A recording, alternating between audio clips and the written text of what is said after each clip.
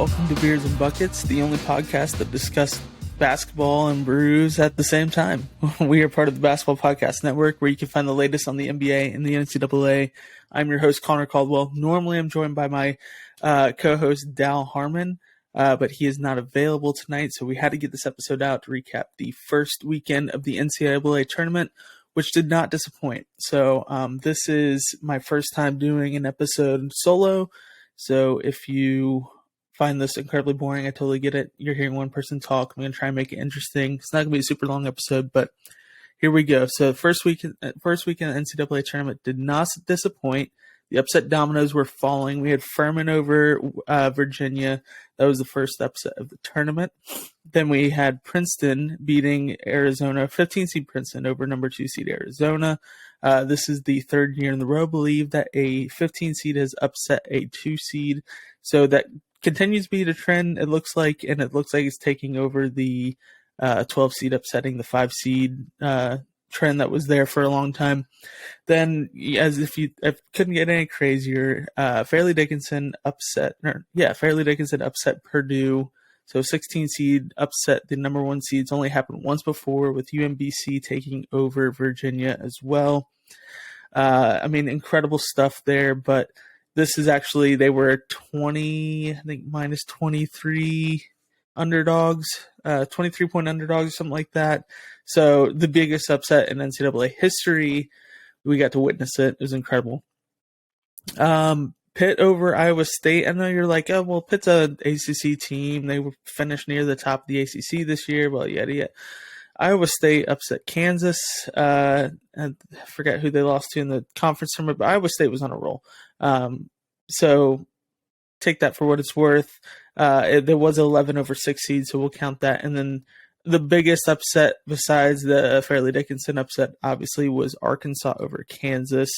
Kansas controlled that game for the most part. Devo Davis just absolutely put the Hogs on his back and took the game over. And when he fouled out, Nick Smith did his job on defense that he needed to do. And hats off to Arkansas in that win. And we can now refer to Kansas as Kansas because they won that matchup fair and square. So I'm going to move on to a beer review real quick before we talk anything else. I'm drinking Riot Juice tonight by Hidden Springs Ale Works out of Tampa, Florida. It's 5.5% ABV, 0 IBUs, and on Untapped it's a 4.12. So one of the higher ranked beers. I've been drinking on it now, waiting for a little bit. Cool can, obviously. It's a sour ale with blackberry, lime, vanilla, and lactose. So one of the best sour ales I've ever had. The review, like I said, on Untapped says so. It's one of the better beers that I've done on this podcast. If you don't like sour ales, I obviously don't drink it. But if you don't mind a sour ale every once in a while, it's really good.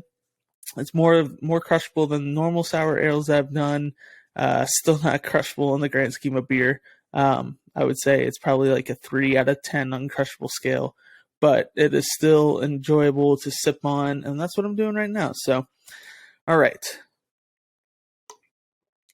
I've been sipping on it, but just the purple of the can, the fact that it's blackberry, the fact that Kentucky lost to Kansas State. I'm going to go Kansas State.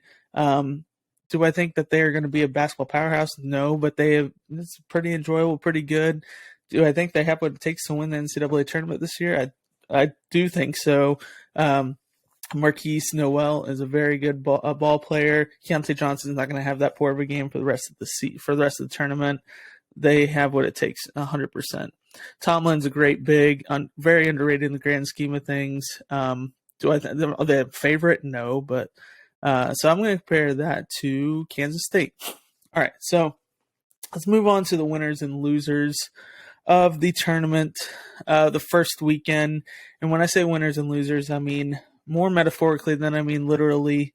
I'm not going to sit here and list every team that lost. That would be 32 teams of the first weekend, and then another 16? It'd be crazy. No, too much. So we are going to talk metaphorical winners and losers here. So winner in my book, let's do winners first. It's more fun. Winners of this tournament, first weekend of the tournament. The SEC and the Big East. 3 teams each made it to the Sweet 16. Yeah, that's really tough to do. So yeah, shout outs to the SEC for that. Home field apparel. They literally, just like last year with St. Peter's, they secured the licensing rights to Fairleigh Dickinson University within like 2 hours of FDU upsetting Purdue. So shout outs to Home Field for doing their thing. This is not an ad, but Home Field, if you're listening, please, we'd love for you to sponsor the Beers and Buckets podcast. So yeah, True TV. I mean, when else do you watch True TV? Like never, right? So tournament always gives you an opportunity to watch one of the worst stations on cable. But there you go. They're a winner this weekend. Excuse me. Hate doing this. And then Tobin Anderson. He probably could leave Fairleigh Dickinson. There's very much on the table that he could leave there. And, you know, like he's a quality coach. He seems like a morally good guy. I really do hope he doesn't leave. I hope they invest all the money that they can into the basketball program there. I hope he gets a good booster program. And I hope he builds Fairleigh Dickinson into Gonzaga 2.0, meaning a often one bid conference, small conference, but he's the one that's constantly winning their conference tournament, constantly getting that one bid, and then eventually making runs into the tournament deeper. And that would be incredible to see that. He seems like he deserves it all. And yeah, he seems like an awesome guy all around.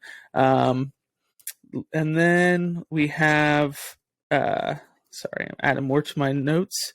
We have the losers of the tournament this weekend. Let's start out. And I said, just like with the winners, more metaphorical losers. So Matt Painter and Tony Bennett, while they literally lost, they are just continuing to become losers. At least Tony Bennett has his title.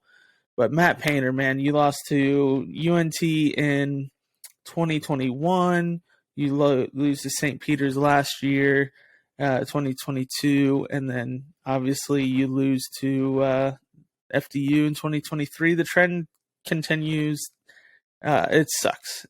I feel for Purdue fans, but next year it's a make or break year, I think, for Painter, because you could have all the best regular seasons, but it matters what you do in March. You get to remember what you do in March. No one's going to remember this team other than being the highest upset team of all time.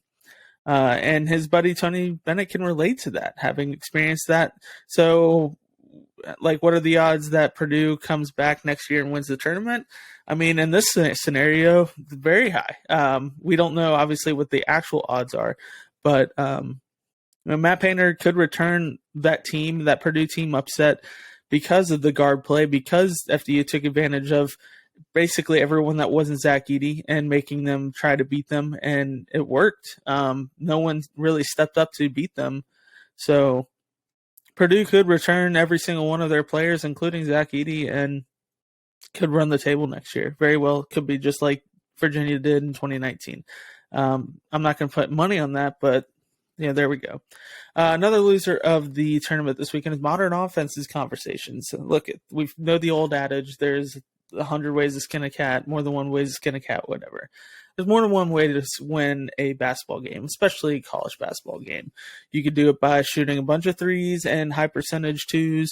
You could do it by hitting long twos. You could do it by having a really good defense and just getting transition buckets. There's so many ways to win a college basketball game. So let's stop the narrative that you can only win by shooting a bunch of threes and close twos.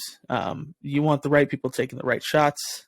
That was my last call, but yeah, I'll save it for something else.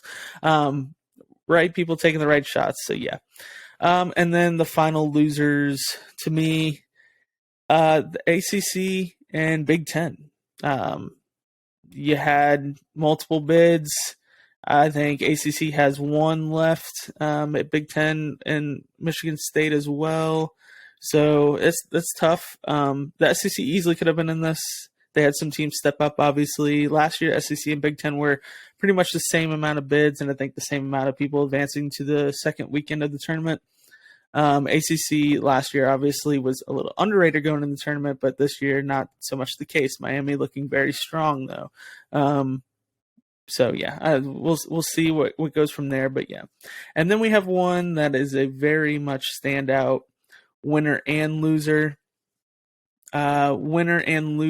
together, and that's the NCAA division transitioning rules. This is a loser because Merrimack won the Northwest Conference tournament, which is a one big conference, but could not accept the NCAA tournament bid due to transitioning rules. They have to sit out a year or two or something like that. However, it is also a winner, these rules are, because we don't get Fairleigh Dickinson giving us the biggest upset in tournament history over Purdue as a result. So, with that said, thank you and screw you, NCAA transitioning rules. Because you got to feel for Merrimack. Merrimack obviously won their conference. They won their conference tournament. They probably feel robbed, but you know what? It's poetic justice. They probably feel like they could have upset Purdue, and I wouldn't. Just like Tobin said, 99 times out of 100, Purdue probably wins that game, but they got the one time. So incredible stuff. So let's take a break. We will go to our sponsor, and we'll come right back. Ready for the underdogs, the upsets, and the unbelievable action from DraftKings Sportsbook? The biggest tournament in college basketball is here. Right now, new customers can bet just $5 in college hoops and get $200 in bonus bets instantly. Plus, for a limited time, all customers can score a no-sweat bet during round 1 and 2 of the tournament. Go to the app, opt in, and place a no-sweat bet this weekend. If it doesn't hit, you'll get a bonus back up to $10. Download the DraftKings Sportsbook app now and sign up with code TBPN. New customers can bet $5 to get $200 in bonus bets instantly, win or lose. Only at DraftKings Sportsbook with code TBPN. Minimum age and eligibility restrictions apply. See the show notes for details. I'm going to do a buy, sell, hold. I'm going to go by game here, though, for the Sweet 16. And then we'll see what goes on through Elite Eight. But by game here, so we'll start with Thursday's first game with Kansas State taking on Michigan State. I think I'm going to sell Michigan State. It's probably going to come back to bite me in the butt. But I don't love the matchup for them. I think Marquise Noel and Keontae Johnson are significantly better players than anyone on Michigan State at this moment. And I still thought that Kentucky was going to beat Kansas State. And I still think 9 times out of 10, probably Kentucky can and should beat Kansas State. With that said, they got the one, probably 2 times they would win. I don't know. The homer in me as a Kentucky fan, obviously. But it's tough. I do think Kentucky, or I think Kansas State has the better guards, and I think Jerome Tang is a very good coach. But there's a reason Izzo has made like 15 Sweet 16s. So you can't luck your way into that. He does it by overcoaching.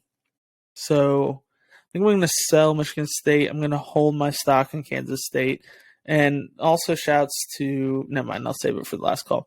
UConn and Arkansas. This is also another tough matchup. I mean, every matchup in this Sweet 16 is going to be tough, but this is a very tough one. You have the best center, I think, top 5, maybe top 10 center at Adama Sanogo. For UConn, you have Tristan Newton. You have players that are balling for UConn. But then you have Arkansas, who has the grit, who has the talent, who has the length, and they want to speed things up. Iona gave UConn a tough first half. UConn just came out and decided they were just going to beat them with athleticism, and that's exactly what happened. Arkansas just played so hard against Kansas. I think they gave it almost everything they got. They got zero, almost nothing out of Nick Smith and Anthony Black. If those guys show up, I'm saying Arkansas, but it's all dependent on those 2 guys showing up for them. So I'm going to hold on UConn. I'll gamble a little bit. I'll buy on Arkansas. So, Yeah, so give me the Hogs here, but again, it all depends on which Nick Smith Jr. shows up, which Anthony Black shows up. If those guys are rolling, then Arkansas can throw a wave of centers at Adama Sanogo with 5 fouls and be fine. I'd like the overall talent for Arkansas in this matchup more. Okay, so 4 seed Tennessee and number 9 Florida Atlantic. This is a interesting matchup. I think Florida Atlantic has the significantly better offense in here. Let's look at their KenPom matchup. Their KenPom saying Tennessee by 4. Tennessee is the number 1 defense in KenPom. FAU has a 30 offense, and then Tennessee's offense 60 at FAU is 35. So FAU is more balanced than overall. Tennessee is really good at limiting effective field goals, but that's what one of the strengths for FAU is 25 there. Probably going to go with defense. I think defense travels. FAU probably it's tough. Jonell Davis, very, very good player. He's doing stuff that hasn't been done since the 80s in the tournament. Elijah Martin, also very, very strong for them. Their guards are significantly better. This is not a jab at Vescovi or Tyreek Key or whatever. I do like the guard play for FAU. Give me the upset here. I'm going to buy stock on FAU, and I'm going to sell on Tennessee. Actually, I'm going to hold on Tennessee because I still think they could pull off the upset here. Okay, then we have UCLA and Gonzaga. This is going to be a very, very, very fun game. A defensive game is not what I would describe this game. It's going to be high scoring, high pace. Probably very similar to the UCLA Arizona game that we saw in the Pac-12 conference tournament championship there. KenPom likes Gonzaga or likes UCLA in this one, and I think they're a deeper team. I think the arrival of Amari Bailey has been great for them. It kind of depends on which Julian Strother shows up. He didn't have a great game. Him and Anton Watson did not have good games against TCU. It was Rasir and obviously Drew Timme. Jaime Jaquez doing Jaime Jaquez things. Tiger Campbell has definitely stepped up in consistency. I don't know. This is a tough one. I kind of want to hold on both of these. This seems like a coin flip of a game. I don't think one is significantly better than the other. If you hate both of these teams, and you're a winner here because only one gets to advance. So there you go. But I'm going to hold on both these teams. I like both of these teams. Their roster makeup, I like what they're doing. So it's going to be fun. But I'm going to hold on both. I'm not going to buy on either because I don't want that would instill some doubt in either team. I think it's just a really weird matchup all around. Should be fun though.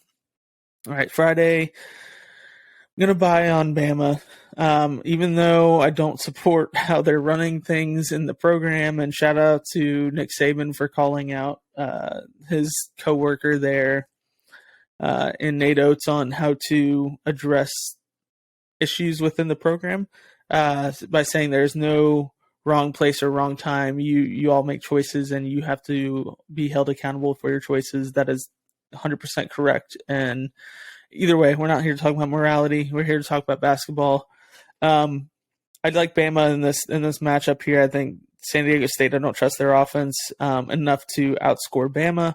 And their defense is strong, but I don't think it's strong enough where, Bama scored 90 plus the other day with Miller scoring 0 points, which is insane that we are talking about a potentially top 3 to top 5 pick scoring 0 points this late in the season. But here we are, and it's 2023. Who knows? So yeah, give me Bama on this one. Goodbye on that. Gonna sell on San Diego State. Excuse me. Houston and Miami. This is another incredibly fun matchup. Houston, probably the best defense in. I guess what I said. Tennessee had the best defense, but I think overall Houston is the best the best, most balanced team, excuse me, in the tournament here. And I mean, it all starts with Jarris Walker and what he's doing. Marcus Sasser, incredible guard. So you have just really, really, really strong roster there and good coaching. And Kelvin Sampson. But my gosh, Isaiah Wong went off the other night against Indiana. So I just want to know who on Houston stops Isaiah Wong. And if he gets stopped, who is stopping Nigel Pack or Norchad Amir? I do like Jarris Walker against Norchad. Not that I think Jarris Walker will be covering him necessarily. Ken Palm likes Houston, obviously. It would probably be Juwan Roberts covering Norchad or Jarris Walker. That's the thing about Houston, though, is they don't have a guy that's over 6'8", but they're doing this. They have incredible length, it seems like, just because how fast they are in defense.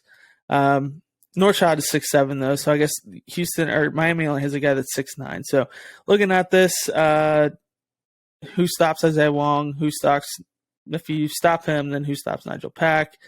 Marcus Sasser, great guard. I don't think he's stopping Isaiah Wong. He's, Traymon Mark might be able to do it, or Juwan Roberts.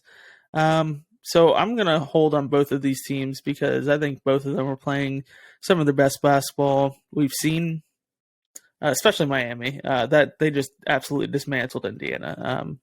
So, yeah. All right, then we have Creighton and Princeton. This Creighton team is hot. I'm buying all the stock. This is no offense to Princeton. I think your Cinderella clock strikes midnight here. The only thing I could see happening for Princeton and what they're doing right now shouldn't be understated, but they are giving fits on defense, and their defense ranks 96 in KenPom in adjusted efficiency. Obviously, their offense is 100, so they are giving fits. They gave Arizona fits, who is one of the better offenses in the country.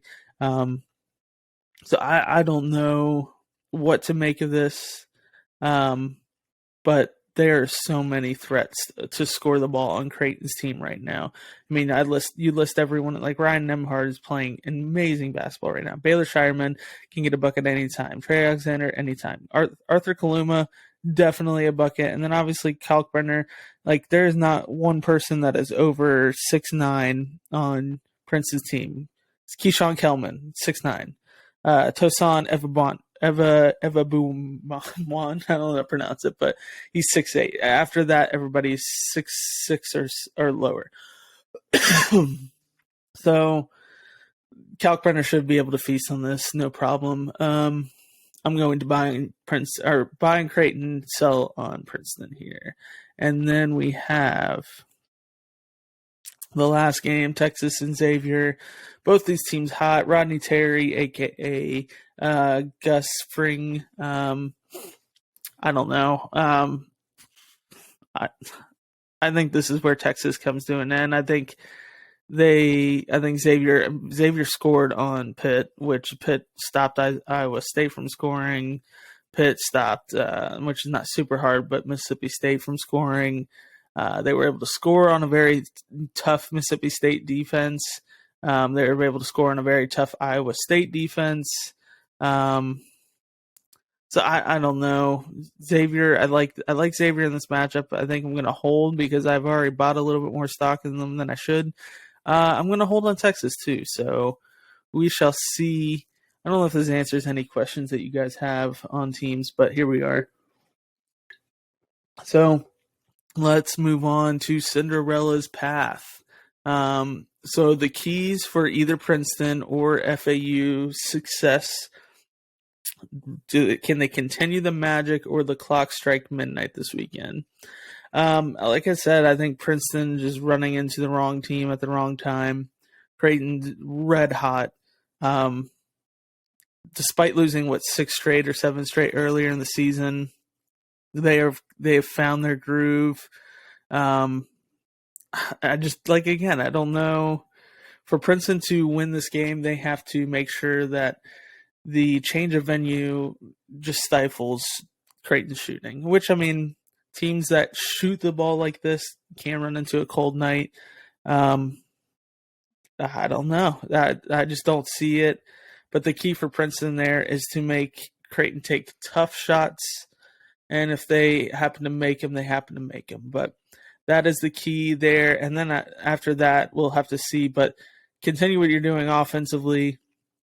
I mean, you scored 20 on Missouri. Not that Missouri has a stout offense, but they limited a Missouri offense that is very, very tough offense. So it's not like this isn't the first time that Princeton is seeing a good offense. Missouri has a good offense this season. So shout out to Dennis Gates there. So that's the biggest thing is continue to basically roll out your game plan for Missouri, and you should be fine, except for Missouri doesn't have a Ryan Kalkbrenner on their team that can just absolutely tear you up inside as well. FAU, if you wanted to, let's see, I want to see what Ken Palm is saying about this team. What are they saying here? So, I mean, they're getting really good buckets, like we said. They're limiting good buckets. This is tough. Tennessee, I mean, we've seen Kentucky beat Tennessee twice this season. I think FAU's offense, for all intents and purposes, is better than Kentucky's. So we see Tennessee have struggled against a mediocre offense. FAU is a better offense. It's just which person for Tennessee is going to show up, right? Tennessee, Zakai Ziegler obviously out. Nakamwa, he's absolutely emerged for them right now in this tournament. So if FAU has someone that could check him, or maybe he has a poor game, that's the key to making it. Do I think it could happen? Sure. Am I going to put money on it? No. So yeah, that is our Cinderella path. And then I'm not going to talk Elite Eight because if you make it to the Elite Eight, sure, but I don't want to spend that time talking about it. So typically, I mean, for a lot of teams now, for at least the rest of college basketball minus these 16 teams, we are in the off season. You have coaching carousels, you have players entering the portal. So I'm going to talk about some of the recent hires, recent findings on the coaching carousel here. So we have today, it was announced, and this is Monday as we record, Georgetown hired Ed Cooley. Weirdest thing was that he listed the Zillow listing for his house in Rhode Island leaked before the official signing was announced. So odd. You feel for Georgetown or for Providence in this scenario because if they did that, they could at least made a run. If they had known a little bit sooner, probably they could at least made a run for Rick Pitino, former coach for Providence there, who had taken them, I think, to a Sweet 16, maybe Elite 8, maybe even Final Four. I can't remember. I was not alive when that happened. But either way, so that leads us to our next point there. You feel for Providence because St. John's officially announced today they hired Rick Pitino to a 6-year contract. The 70-year-old coach is getting a 6-year contract. Incredibly odd. The average male life expectancy is 74 and a half years. But we know that Rick Pitino is far from average. So who knows? I just think Iona was a perfect place for him to live out his career and then retire. But he still has more gas in the tank, obviously. He's probably tired of getting beat up on and can't recruit to one Iona in New York. So going to St. John's there, sure, why not? Still think recruiting is going to be tough. And he's not inheriting an overwhelmingly talented roster. But the transfer portal is very much a thing, so we'll see. So yeah, Syracuse, Adrian Autry hired. These former player hires are weird. I feel like it might be the right hire, but he might not be the right coach or the right fit. My issue with the hiring is that Autry's been on staff since 2011. So what is he going to do differently? And Arizona's definitely just going to roll out that, or not Arizona, wow. Syracuse is going to roll out that zone. and you're gonna be like, wow, what is he doing differently? The only thing I can think of is there's not gonna be any nepotism with his children, maybe, and I don't know. He's off to a good start though, at least with recruiting wise. He got JJ Starling from Notre Dame there, so or not Notre Dame, from Georgia Tech. So we'll see. If Judah Mintz decides to stay in college, then that would be a nasty pairing of guards. But who knows? I've seen some draft boards with Judah Mintz going. He needs to develop a shot. Having somebody like JJ Starling that could take some ball handling roles away, he could focus on being more of a catch and shoot player or developing that at least. That would be great for him. But we'll save portal talk for a little bit. The next one, Ole Miss hiring Chris Beard. We know Ole Miss standards for morality have always been questionable. I mean, they have Lane Kiffin as their football coach, so I mean, technically, Chris Beard was not charged with anything. It was dropped. Still don't love that as the as optics goes. But the SEC just gets stronger. Chris Beard's going to do Chris Beard things. He's a good coach. He's a good recruiter. So do I think he has national championship potential at Ole Miss? Probably not. But he probably will be there for 2-3 years and then work his way maybe to a Tennessee or to another bigger school. So we'll see. Georgia Tech hired Damon Stoudemire. He's got head coaching experience at Pacific for 5 years. He has NBA staff experience with the Celtics. This is a good hire. I don't know how he will do recruiting wise. I mean, it'd be hard to recruit, I think, to Georgia Tech, but maybe not. So we'll see. But as far as an optics standpoint, this is a great hire for them. The expectation, I think, is low after going with 7 years with Pastner.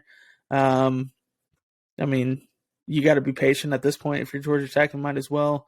You got a new coach, so it's not like he's feeding old promises. So, yeah.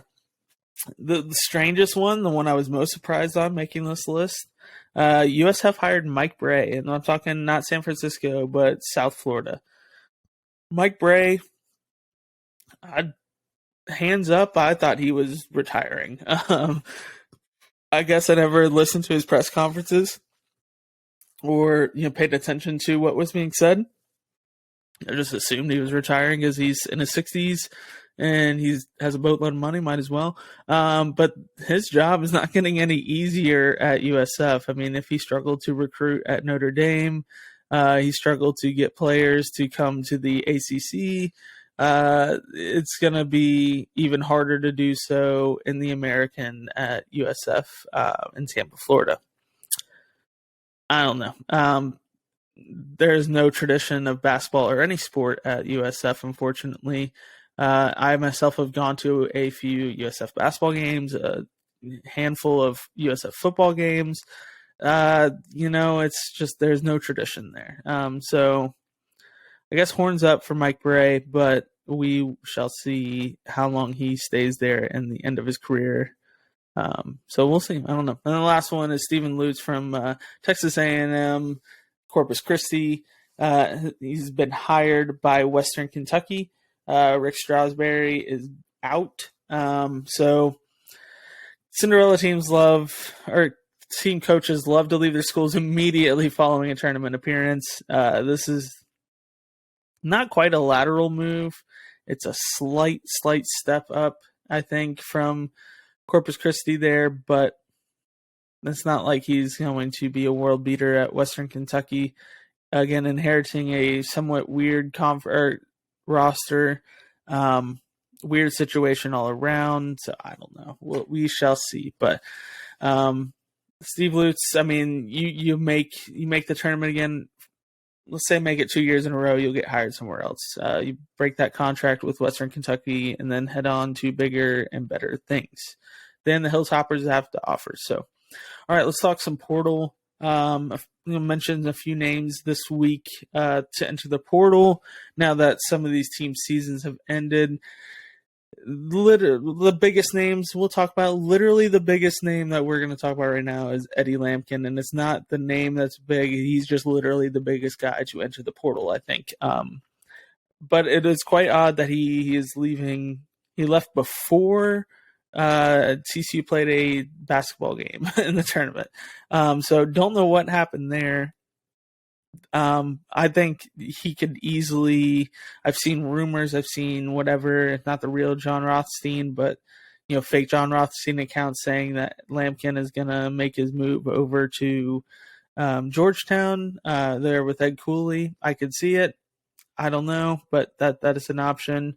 Then we have Jared Bynum from Providence. I would imagine he's going to stick around or maybe head to Georgetown there to pair up with his old coach Ed Cooley. But I don't know. This is a quality guard. Somebody that is tough, makes tough shots, gets to the basket, is really a hound on defense and cutting off the passing lane. So I think any team would be lucky to have him. Do I think you're getting a world beater? No, but you're getting a solid player that could probably maybe get out of the Big East and do some big things. So we'll see. Then we have Fardaws Amik. I think that's how you pronounce it. I never know how to pronounce his last name. But Fardaws was originally, from that, I think is Arkansas State, right? I can't remember what team he was before, but I know he was at Texas Tech this past season. And there was rumors of him entering the portal in December, and then he withdrew. And then he entered it again right before the Big 12 tournament started, or maybe right after their exit. Maybe like a few hours after their exit. Fardaws, I mean, for what he had to go through and went through injury, he came back, even though he wasn't totally ready from what I've heard and the way that Mark Adams ran the program and what I've heard about it, sure, that checks out. So I think Fardaws off to bigger and better things. Don't know. I think he probably needs to go to somewhat in the Pac-12 or just maybe get out of the Big 12, honestly. Maybe go to the Big East there. I don't know. St. John's is looking for players, obviously. Rick Pitino and Fardaws would be fun. So we'll see. But yeah. All right, Chris Ledlum, great player. Great guy from Harvard, I believe. Could be a nice pickup for any team. You're getting a smart guy, obviously, if you're going to Harvard. This is the laziest I think I've done on this. I got to find his page. Chris Ledlum from Harvard. I mean, he was a 4-star in the transfer, small forward, 6'6", 200 pounds. I mean, he's a solid player. He's a junior, so you get him for another season there. Kentucky reached out to him, according to Jack Pilgrim. Would be a good 4 for them, so we'll see. Sky Clark left the team, left Illinois in January? Maybe it was December or January. So obviously we knew he would be transferring. He's not really ready for the NBA yet. Using his one-time transfer, no questions asked kind of deal.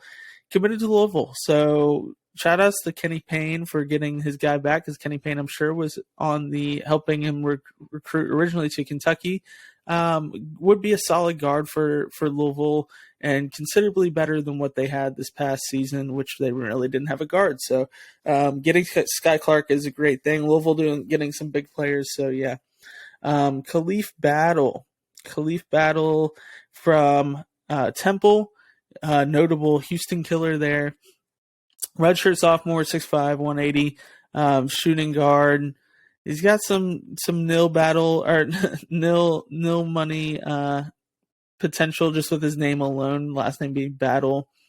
Trying to think where. I'm trying to see who had him reach out, but I'm not seeing anything. I saw it before. I'm sorry. This is terrible podcasting, but it is what it is.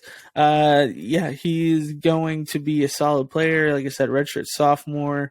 So you get 2 years out of him, maybe 3, if he continues. So cool name, cool NIL possibilities there with his name.